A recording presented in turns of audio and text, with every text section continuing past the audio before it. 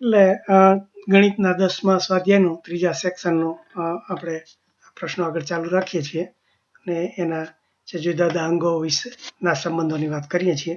તો આમાં આ બીજો એનો ગુણધર્મ છે કે રેખાખંડોનો યોગ ચતુષ્કોણ છે, પણ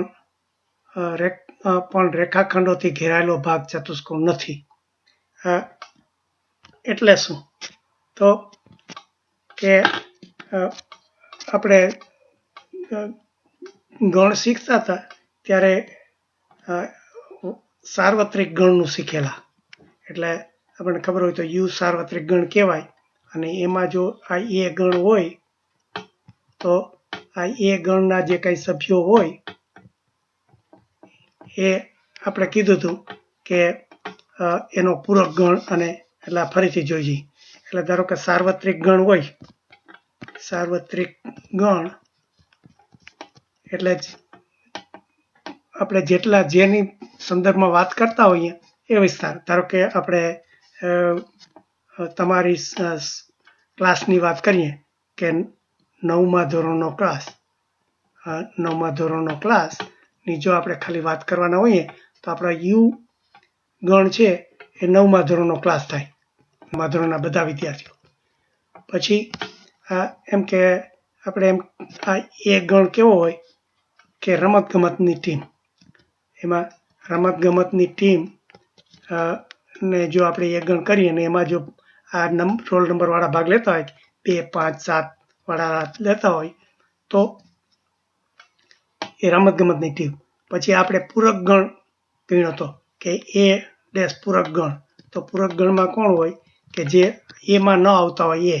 એટલે 2, 5, 7 નંબર સિવાયના 1 નંબર છે, 3 નંબર છે, 4 નંબર છે, 6 નંબર છે, 8 નંબર છે, અને બાકીના જે આપણે 27 સ્ટુડન્ટ હોય તો આ રીતે એનો પૂરક ગણ થાય. એટલે આ રીતે આપણે ગણની જે શીખાતા કે સાર્વત્રિક ગણ એટલે શું, એમાંનો એક ગણ કયો, એનો પૂરક ગણ કયો.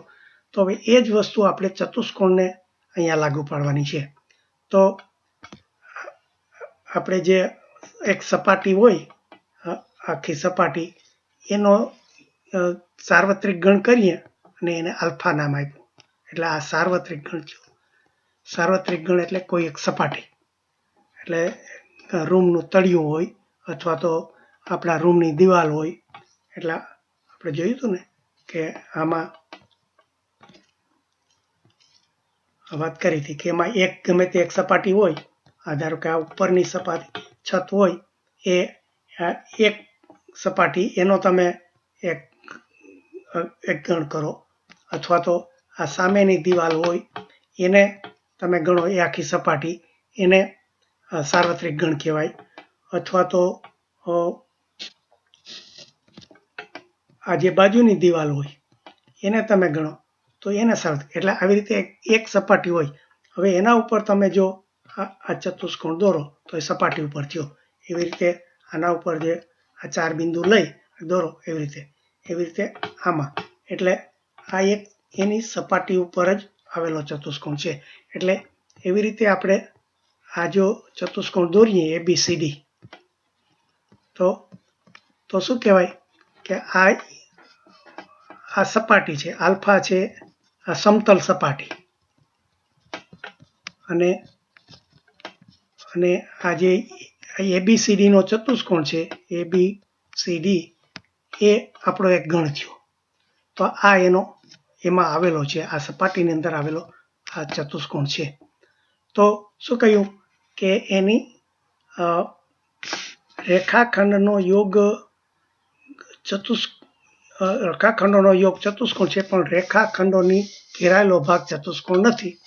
હવે યોગ એટલે આપણે જે આ 4 રેખાખંડો આ જે કર્યા એના કે આને તમે ભેગા કરો તો ચતુષ્કોણ થાય. એટલે આપણે આ ABCD ચતુષ્કોણને જો ગણની ભાષામાં કેવો હોય તો આ AB રેખાખંડ, એમાં આપણે યોગ ગણ કર્યું. આ BC રેખાખંડ, એમાં યોગ ગણ CD રેખાખંડ, અને યોગ ગણ આ DA રેખાખંડ. એટલે આ રીતે આ જે એના બધા ભાગ છે એ એમ કે ચતુષ્કોણના ભાગ ગણાય, પણ એની આસપાસનો ભાગ નથી. એટલે પણ રેખાખંડોથી ઘેરાયેલો ભાગ ચતુષ્કોણ નથી. એટલે એનાથી ઘેરાયેલો એટલે એની આસપાસ જે બધા ધારો કે આપણે આ બધો વિસ્તાર લઈએ, આ બધો એનાથી ઘેરાયેલો ભાગ કહેવાય. આ બધો ઘેરાયેલો એટલે આખા જે સાર્વત્રિક ગણની વાત કરીએ તો, અને અંદરનો ભાગ છે એ પણ ઘેરાયેલો કહેવાય. એટલે આ અંદરનો ઘેરાયેલો એટલે અંદરનો કે બહારનો જે એની આસપાસનો જે ઘેરાયેલો ભાગ છે એ આ ચતુષ્કોણનો ભાગ નથી કહેવાતો. એટલે ચતુષ્કોણ જ્યારે ગણીએ ત્યારે ખાલી આ રેખાઓ જ ગણવાની, એની આજુબાજુના કોઈ બિંદુ નહીં, એમાં આ નિયમ કહે છે. એટલે રેખાખંડોનો યોગ ચતુષ્કોણ છે, પણ રેખાખંડો ઘેરાયેલો ભાગ ચતુષ્કોણ નથી.